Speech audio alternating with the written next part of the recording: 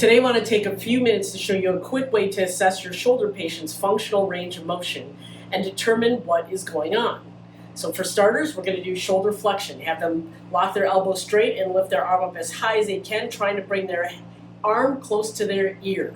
This should result in, at the very most, a stretch here in the lat. Ask your patients if they feel a stretch or if they feel a pinch at the top. That's assessing shoulder flexion. All right, then we're going to do abduction. Arm down by the side, move their arm out to the side like they're doing a jumping jack. Again, this should be met at the most with a stretch here in the lat. But if they have a pinch at the top, you want to note that. That's shoulder abduction. All right? Then you have them put their hand behind their back. This is what we call EADIR, E-A-D-I-R, or extension, adduction, and internal rotation. What I do is measure where the highest point on their thoracic spine that their thumb can reach. I know the camera's facing the other direction, but here her thumb comes to about T6 spinous process. And then we compare that to the other side. All right, when they put their hand behind their back, do that for me again. When they put their hand behind their back, you want to ask them where they feel it. They shouldn't have any pain at all. An abnormal impingement type pain would feel like a strain, typically in the front of the shoulder.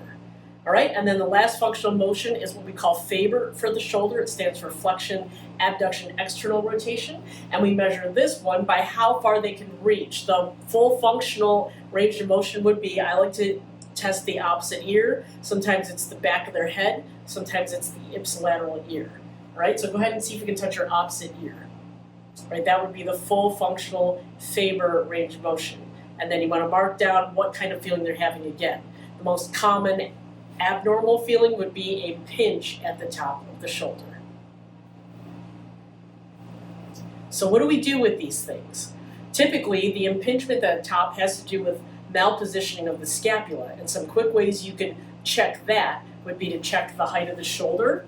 So you can see here the height of the shoulder. I place my hands on the acromion to determine if the involved side is higher or lower. Typically, it is higher.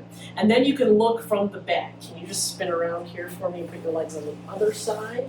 So if you look at the back here and take your thumbs and go underneath the lowest point of the scapula, sometimes it's easier to assess this point here to determine if one shoulder is higher than the other. The other thing to check is if there's an upper trapezius trigger point. So right here you find the trapezius muscle.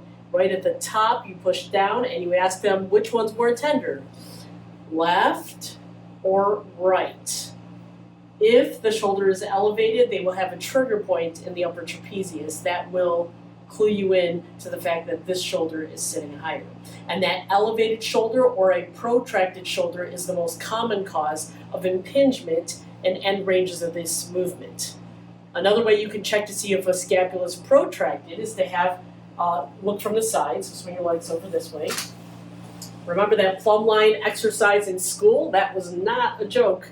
So if you drop a plumb line from the ear, it should intersect at the shoulder.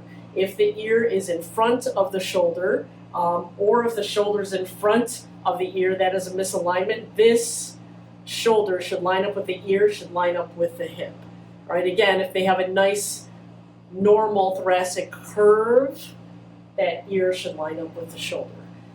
The scapula that is protracted or elevated will be the ones that are most commonly impinged when people reach over their head or behind their back, and this is easily corrected. In the links below, you will find videos to help correct the common causes of shoulder impingement with these functional movements. Things like how to counterstrain the upper trapezius, how to do soft tissue mobilization to the upper trapezius and the infraspinatus, two commonly associated trigger points with shoulder impingement, how to counterstrain the pec minor, and how to correct clavicle position, because minor subluxations of the medial clavicle will cause minor subluxations of the lateral clavicle and pinches with these functional ranges of motion. So just to recap, you want to check these functional ranges of motion and you want to expect it to be pain-free in your shoulder patients. Shoulder flexion, reach as high as you can in that sagittal plane, and then shoulder abduction out to the side, and then EADIR, hand behind the back, reach up as high as you can, and then Faber, reaching behind your head. Oh, and I forgot one more. Relax here. To check the AC joint, you have to check the function of the AC joint, and you have to have them do horizontal adduction.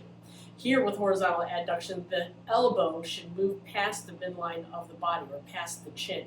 That would be normal. And again, a normal response would be a pull in the posterior deltoid, not a pinch in the front of the shoulder.